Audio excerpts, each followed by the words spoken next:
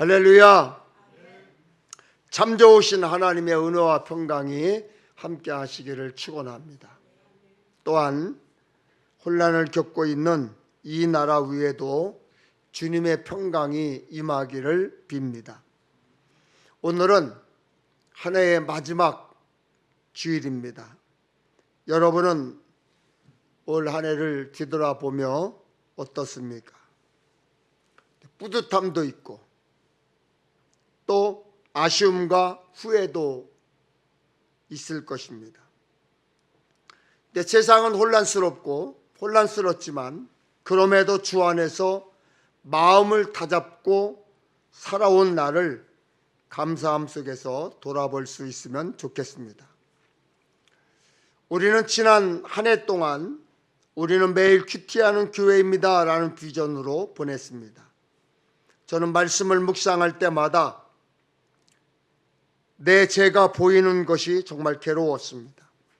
부족함, 또 허물, 죄가 보일 때마다 힘들었고 하나님 앞에 회개했습니다. 또한 오랜 시간 함께했던 교인이 떠나갈 때 아쉬움과 분노와 상처가 컸습니다.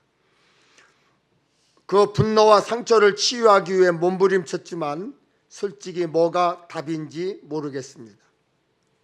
세상과 다른 건강한 교회를 꿈꾸고 진짜 목사이고 싶어서 유혹을 단호히 뿌리쳤던 마음이 후회가 되기도 했습니다.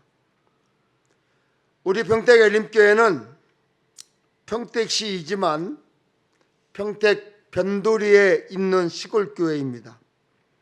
그럼에도 몇 명 없는 교인들을 향해서만 말씀을 선포하지 않았습니다. 이 시대를 향해 선지자적 말씀을 선포했습니다. 세상에 아첨하거나 여러분의 마음을 즐겁게 하려는 설교를 지향했습니다. 그런데 말씀이 듣기 거부가고 힘들었던지 왔던 사람들이 하나둘 떠나갔습니다. 저는 평택 엘림교회를 어디로 이끌고 가지? 이제 어떻게 해야 하지? 고민이 되었습니다. 하루하루 한 주 한 주 준비된 말씀을 전할 때 솔직하게 여러분이 공감해 주시고 응원해 주실지 힘이 되어 주실지 의심스럽고 두렵기도 합니다. 저는 요즘 이렇게 기도하고 있습니다. 주님, 우리 교회가 그럼에도 불구하고 흔들림 없이 서게 하여 주옵소서. 그럼에도 불구하고 시대적 사명과 의무를 감당하는 성도들이 되게 하옵소서. 이렇게 기도하고 있습니다. 지금 한국 교회는 경랑의 시간을 보내고 있습니다. 지금 대한민국의 교회가 큰 위기를 맞았습니다. 다시 한국 교회가 질서가 잡히고 회복되려면 길 대신 예수의 길로 가면 됩니다. 그런데 그 길을 거세게 가로막는 일이 있습니다. 정치, 경제는 물론이고 사회, 교육, 문화 전반에 걸쳐 끼지 않은 곳이 없습니다. 우리가 정신 바짝 차리지 않으면 그들에게 우리의 영도 빼앗기게 됩니다. 악의 영이 판을 치는 이때, 불안한 이때 성령이 충만해져야 합니다. 성령 충만하지 않으면 다른 것, 괴로움과 불안함이, 실망이 그 안에 채워지게 되어 있습니다. 사도행전 13장 22절에 다윗을 하나님 마음에 맞는 자라고 평가했습니다. 하나님 마음에 합한 자, 신앙인이 받을 수 있는 최고의 찬사일 것입니다. 물론 다윗도 가오가 있었습니다. 그럼에도 불구하고 사람들은 다윗을 존경했습니다. 그가 바닥에서부터 왕위에 오른 선공 신하를 쓴 사람이기 때문이 아닙니다. 다윗이 수많은 시련과 자신의 가오 속에서도 하나님을 향한 신앙이 우리의 지표가 되었기 때문입니다. 우리는 예수 믿고 구원받았다는 확신을 가지고 사는 사람들입니다. 우리는 2025년 아쉬움과 후회는 접고 이제 새 일을 기대해야 합니다. 새로 맞이하는 2026년 은혜로, 기쁨으로, 감사로 행복하게 사는 꿀팁이 있는데 그것은 예수님께 소망을 두는 것입니다. 오직 예수, 오직 하나님, 오직 성령, 오직 말씀으로 여러분 소망하면 우리의 인생이 바뀔 줄로 믿습니다. 우리의 인생이 바뀌기를 주님의 이름으로 축원합니다. 아멘. 2011년 3월 29일 미국 캘리포니아에서 소방관으로 일하던 크리스 트로키라고 하는 사람이 고속도로에서 큰 교통사고가 일어났다는 소식을 듣고 긴급하게 현장으로 출동을 했습니다. 현장에 도착해 보니 대형 트럭과 차량이 추돌해서 화재가 발생했는데 트로키는 가장 먼저 운전자를 구한 후 화재를 진압했습니다. 그리고 현장을 수습한 후 트로키는 환자의 안부를 살피기 위해 병원을 찾았습니다. 병원에서 환자의 이름을 알게 된 순간 깜짝 놀랐습니다. 소방관 트로키 씨가 세상에 태어났을 때 1.5kg의 미숙아로 태어나 생존 확률이 50% 미만이었답니다. 그런데 담당 의사가 포기하지 않고 밤낮 돌보며 기적적으로 살려낸 트로키 씨가 성장해서 소방관이 됐는데, 그런데 교통사고 현장에서 트로키 씨가 구했던 사람은 미숙아였던 자신을 정성을 다해 살려낸 담당 의사 마이클 셰넌이라는 사람이었습니다. 이렇게 우리도 살면서 많은 일을 겪습니다. 그때 남을 돕기도 하고 도움받기도 합니다. 때론 내가 생각지도 않게 도와주었던 사람을, 생각지도 않게 내가 도움받았던 사람을 만나기도 합니다. 그러나 생각하고 있지만 영영 만나지 못하기도 합니다. 여러분은 어떤 분을 만나고 싶으십니까? 예전에 사람을 찾는 그 사람이 보고 싶다라는 프로그램이 있었어요. 어린 시절 친구도 찾고 선생님도 찾고 그리고 또 첫사랑을 헤어진 가족을 찾는 프로그램이었죠. 정말로 사람을 찾고 나서 보면 부둥켜 안고 울기도 하고 옛 생각에 깔깔 웃기도 했습니다. 여러분도 누군가 보고 싶은 사람이 있으시죠? 그런데 그런가 하면 다시는 어떤 일로도 부딪히고 엮이고 싶지 않은 사람, 만나고 싶지 않은 사람이 있습니다. 물질적, 정신적 피해를 준 사람, 어떤 사고나 사건에 연루되어 아픔을 준 사람이겠죠. 여러분이 기억하고 있는 좋은 사람, 나쁜 사람이 있다면 여러분은 다른 사람에게 어떤 사람으로 기억될 것 같습니까? 여러분을 기억하고 보고 싶어하는 사람이 있을까요? 여러분을 기억하며 고개를 절레절레 흔들까요? 본문에 나오는 다윗과 사울은 보통 관계가 아니었습니다. 다윗을 등용한 사람이 사울이었습니다. 다윗은 적장 골리앗을 물리쳐 사울에게 큰 승리를 안겨주었습니다. 다윗은 사울의 딸 미갈과 결혼하여 사울의 사위가 되었습니다. 즉 사울은 다윗의 장인이었고 충성을 다해 섬겨야 할 군주였습니다. 다윗은 신하였고 결혼으로 맺어진 가족이었습니다. 어찌됐든 장인과 사위였습니다. 그러나 둘의 관계가 그렇게 훈훈하지 않았습니다. 이스라엘 백성들이 다윗을 향해 한우성을 보내자 사울은 그를 견제했습니다. 범상치 않았던 다윗이 두려워졌습니다.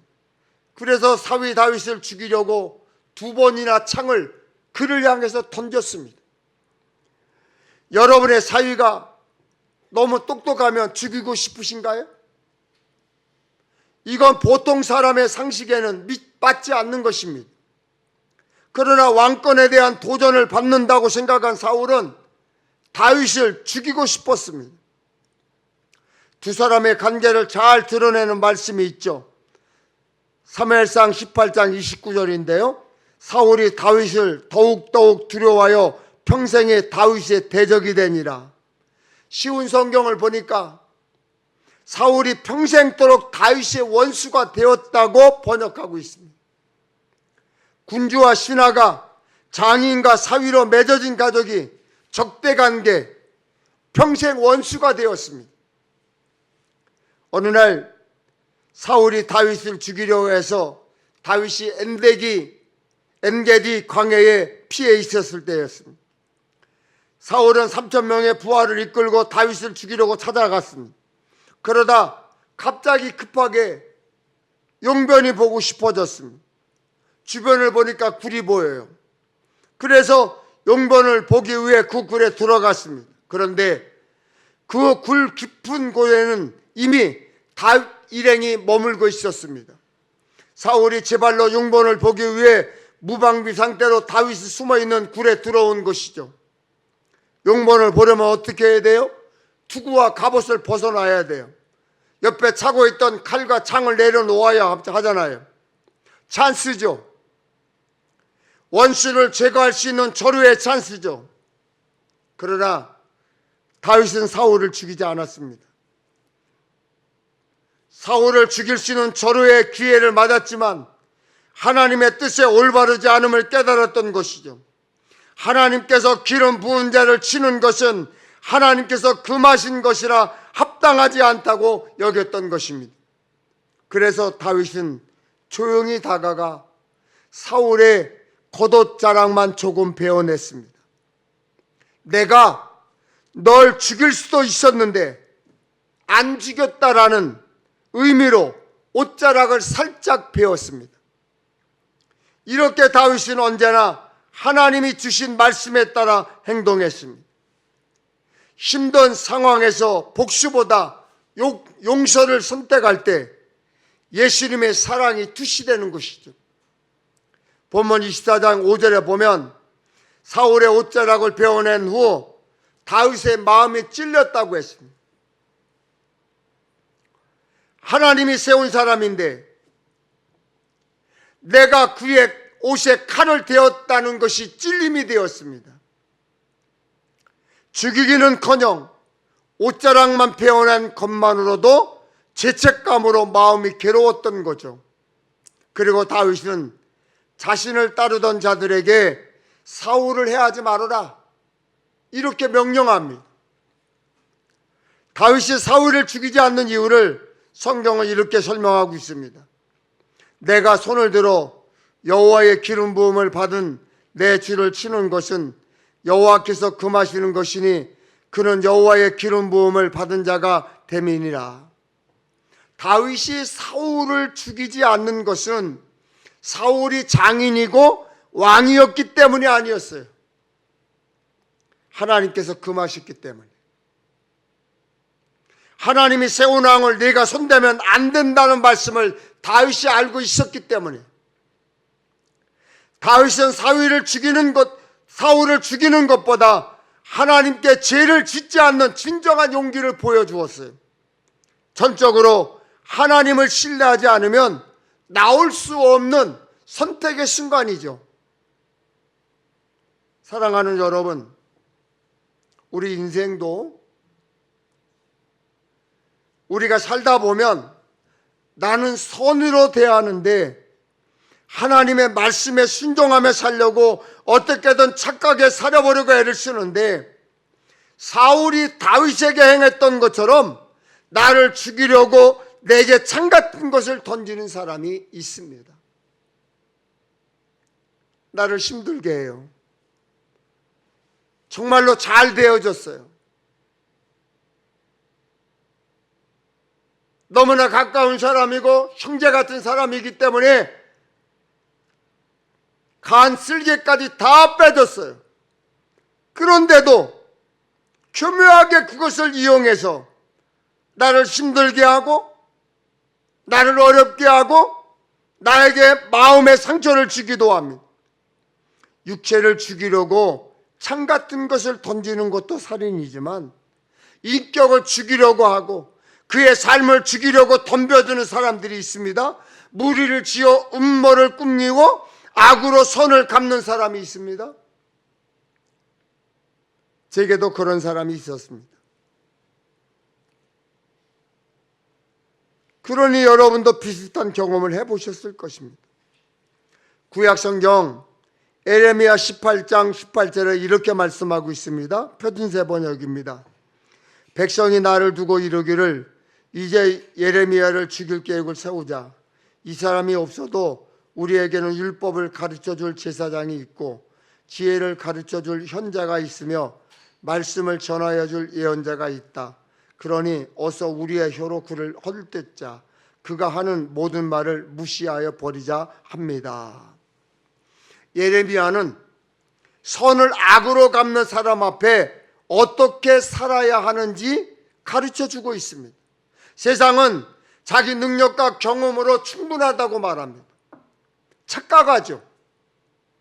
하나님의 그 어떤 말씀에도 주의하지 않습니다. 자기가 듣는 지식과 지혜가 완전하다고 착각합니다. 듣기 좋은 말씀만 쏙쏙 뽑아 좋아합니다. 그래서 완전한 하나님의 말씀은 듣기 싫어하고 도리어 공격하는 것입니다. 그럼에도 에레미야는 기도합니다. 어찌 악으로 선을 갚으리이까. 그들을 위하여 유익한 말을 하게 하옵소서. 사람들은 예수 믿는 우리를 치려고 하지만 우리는 그들 앞에서 끝까지 하나님의 말씀을 전해야 하는 것입니다. 지금까지도 그랬지만 앞으로도 그럴 것입니다. 자기들이 듣고 싶지 않은 하나님의 말씀을 전하는 여러분을 치고 자기들이 듣고 싶은 말만 듣고 하고 싶은 대로 하겠다는 것입니다. 이것이 사탄의 전략입니다. 마귀는 마음을 혼미케 하고 하나님의 말씀을 듣지 못하게 합니다. 결국 잘못된 길로 가게 하고 지옥 가게 하는 것입니다. 끝까지 그들을 돌이키려고 그들을 위하여 유익한 말, 하나님의 말씀을 전하는 것이 신앙인의 거룩한 모습이죠. 하나님, 그들이 내게 악하게 하는데 내가 왜 하나님의 말씀을 전해야 합니까? 한번 속 시원하게 까부수고 저주하고 싶죠. 그러나 아무리 악인이라도 말씀을 듣고 회개하고 돌이키기를 원하시는 분이 하나님이시기 때문에 금하는 거예요. 로마서 12장 17절 말씀입니다. 아무에게도 악을 악으로 갚지 말고 모든 사람 앞에서 선한 일을 도모하라. 로마서 12장 19절입니다. 내 사랑하는 자들아, 너희가 친히 원수를 갚지 말고 하나님의 진노하심에 맡기라. 기록되었으되 원수 갚는 것이 내게 있으니 내가 갚으리라고 주께서 말씀하시니라. 크리스천은 악을 선으로 갚아야 돼요. 악을 악으로 갚고 싶지만 오히려 하나님께 다 토로해야 되는 거예요. 그러면 하나님께서 다 갚아주실 거예요. 그리고 우리는 선으로 승리하게 되는 거예요. 이게 거룩한 사람의 모습이에요. 내 숨통을 끊으려고, 내 인격을 무너뜨리려고, 내 삶을 무너뜨리려고 나를 향해 창 같은 것을 던지는 그 사람을 향해 여러분도 창을 던지셨습니까? 상대방을 무너뜨리고 죽이려고 험담하고 흉을 보지는 않으셨습니까?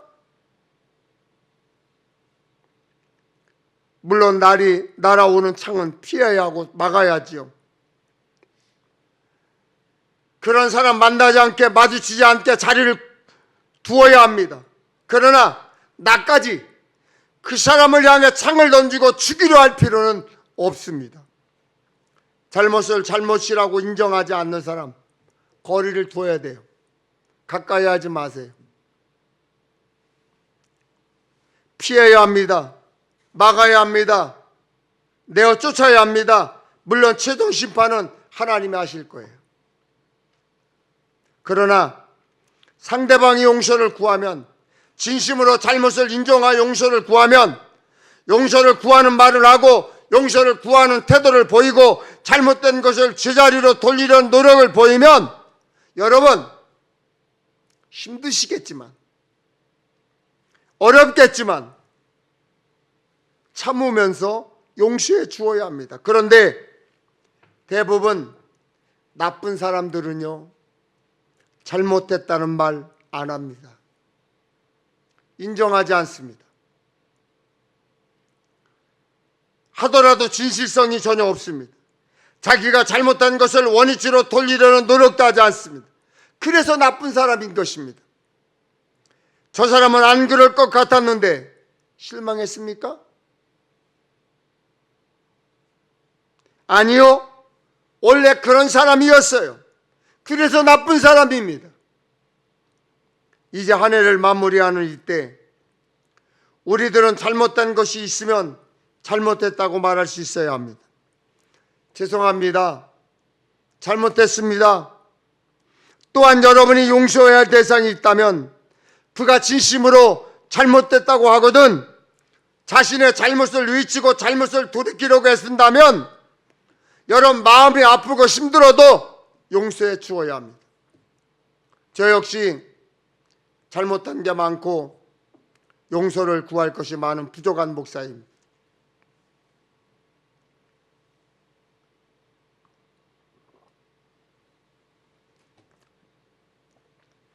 (2025년) 목회에 너무나 부족했고 의도하지 않게 여러분에게 상처를 드리기도 했습니다. 받은 사랑 감사하다고 표현하지 못했습니다. 그럼에도 부족한 저를 제 곁에서 끝까지 참아주고 견뎌주셔서 감사합니다. 제 말 때문에 별 생각 없이 했던 표정과 행동 때문에 속상했던 분도 계실 것입니다. 이해하시고 이해해 주시고 용서해 주십시오. 2025년 제게는 참으로 많은 일이 있었습니다. 기쁜 일도 있었고 슬픈 일도 있었고 가슴 아픈 일도 있었습니다. 제 아내가 부모님의 호적을 늦게 해 나이가 줄어서 금년 12월 31일 날짜로 은퇴를 합니다. 그러나 숨길 수 없는 것은 나이인 것 같습니다. 흰머리가 늘고 주름살이 깊이 파였습니다. 자녀들이 은퇴 축가를 해줬고 회사에서 형제들이 잔치했습니다. 선교회에서 동료 교역자들이 잔치를 준비하고 있습니다. 저의 고향이 안성인데 제가 어릴 때 저희 집 형편이 정말 어려웠습니다. 누님은 초등학교를 졸업하고 어린 나이에 제사 공장에 다녀야 했고 큰형은 중학교를 졸업하고 가게를 책임져야 했습니다. 그런 가운데 이제는 나이가 먹고 늙은 몸을 가지고 사는 모습을 보면 마음이 아플 때가 너무나 많습니다. 지난 9월에는 딸 예설이가 외손주를 낳았습니다. 막내 아들은 2월에 결혼해 기뻤고 내년 4월에 목사 안수를 앞두고 있습니다. 정말 기쁘고 자랑스럽습니다. 막내 아들이 사역하는 교회에서 시기와 질투로 많이 힘들었다는 소식이 들렸습니다. 그리고 얼마 후 서울의 한 큰 대형 교회에서 부목사로 초빙되었다는 소식에 감사했습니다. 제 아들이 저에게 이렇게 얘기했습니다. 아빠, 하나님이 주신 사명인데 내가 어려워도 참고 힘들어도 견디고 억울해도 이겨나가는 것은 제가 잘나서 그러는 게 아니에요. 우선 목회자로 하나님이 저를 부르셨고 지금까지 아빠의 그 고집스러운 목회를 보고 배웠기 때문이에요. 하나님을 생각하고 아빠를 보면 심장이 뜁니다. 나를 힘들게 하는 사람, 뒤통수 치는 사람, 헌담하고 이간질하는 사람에게 제가 똑같이 대갚아 준다면 저는 목회자가 아니고 사명자가 아니고 그들의 영혼을 죽이는 살인일 것입니다. 그러니 괜찮습니다. 며칠 전에 만났습니다. 좀 어떠니? 제가 물었습니다. 교인도 많고 일도 많으니 죽겠다고 엄살을 피더군요. 그래도 재미있고 할만하다는 반응에 감사했습니다. 저 한 사람에게도, 저 한 사람의 삶도, 제 가족에게도 있는 일도 이렇게 다양한 일이 있었는데 여러분의 가정에도 이런저런 일이 있었을 거예요. 우리 이 세상에 살면서 힘든 일만 생각하고 슬픈 일만 기억하면 살 수가 없어요. 지금까지 살아온 것, 오늘 살 수 있는 것, 그것에 감사하며 살아야 합니다. 누구를 향해 창을 던지고 누구 잡아뜨리려고 팔을 걸고 할 틈이 없습니다. 누구의 멱살을 잡은들 마음이 편하겠습니까? 여러분 마음이 후련하겠습니까? 그렇게 하고 나면 오히려 마음이 편치 않다고 그러잖아요. 서로 궁일이 여기고 염려해주고 기도해주고 힘이 되어주며 살아야 하지 않겠습니까? 뭐 그리 대단하게 살겠다고, 오래오래 천년만년 살겠다고 남 씹고 넘어뜨리려고 발 걸고 죽이려고 창 같은 걸 던집니까? 얼마나 더 오래 살다가 얼마나 더 악하게 살다가 어디로 가시려고요? 우리는 용서하고 덮어주고 살아야 합니다. 잘못됐으면 잘못됐다고 하고 용서해달라고 하세요. 그리고 잘못된 대가는 치르세요. 무릎을 꿇고 잘못했다고 빌기라도 하세요. 그래도 용서해 주지 않으면 그 사람 책임 아니겠어요?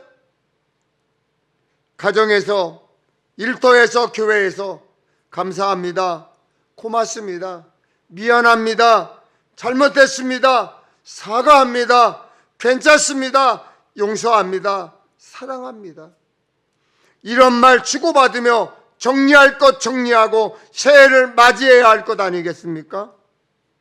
사랑하는 여러분, 우리는 내일을 모릅니다. 내일을 우리는 전혀 알 수가 없어요. 우리에게 내일이 어떻게 될지 어떻게 압니까? 우리에게 주어진 하루하루의 삶을 살 뿐입니다. 하나님, 오늘 우리를 살게 하신 것에 감사하고 내일을 하나님께 맡기는 복된 삶의 주인공이 되게 해 주옵소서. 그렇게 되기를 주님의 이름으로 축원합니다. 축원합니다. 내일을